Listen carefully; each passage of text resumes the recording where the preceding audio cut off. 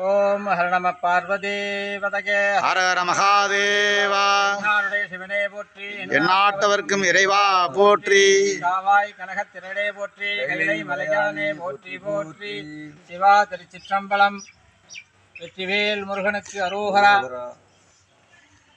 தஞ்சாவூர் மாவட்டம் பட்டுக்கோட்டை தாலுகா வாட்டாத்திக்கோட்டை ஊராட்சி உட்பட்டது இந்த பிரம்மபுரீஸ்வரர் காமாட்சி அம்பிகா சமேத பிரம்மபுரீஸ்வரர் சுவாமி.